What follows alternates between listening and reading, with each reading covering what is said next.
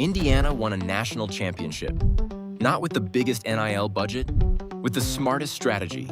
Here's what every coach needs to learn from that.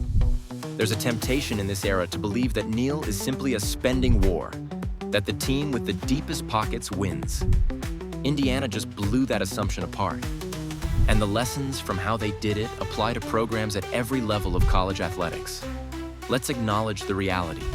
Average Power 5 collective spending reached $9.8 million in 2023 to 2024. Group of 5 programs averaged $1.45 million, a gap of nearly 7 to 1.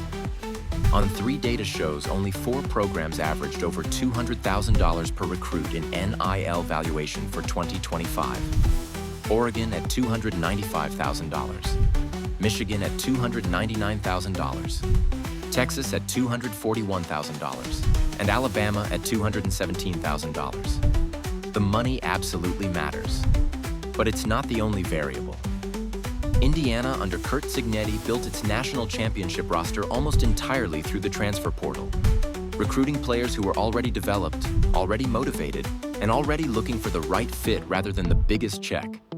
They beat higher spending programs not by matching their budgets, but by outworking them in the portal and building a culture that players wanted to join. Here's something every coaching staff needs to understand.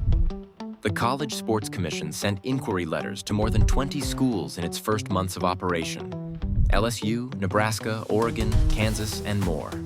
All for failures in NIL reporting. These weren't programs trying to cheat.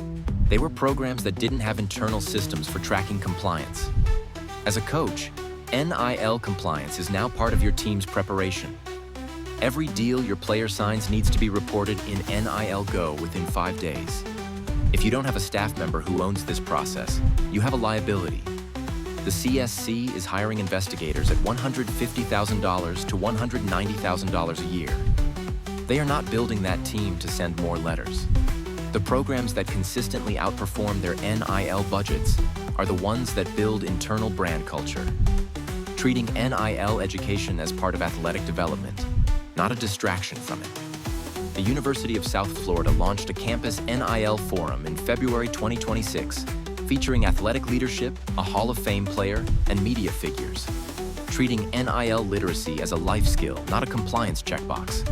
Oklahoma passed legislation requiring 5 or more hours of financial literacy workshops for athletes with NIL deals. Coaches who embrace this, who teach athletes to think like business owners, attract a different kind of player. Motivated, self-aware, brand-conscious athletes who understand what they're worth are more coachable, more resilient, and more valuable to a program than players simply chasing the biggest offer. The NIL era rewards strategy, not just spending. Indiana proved it at the highest level. Your program can build on that blueprint regardless of your budget. Head to NILNavigator.com for resources, tools, and insights designed to help coaches navigate NIL the right way.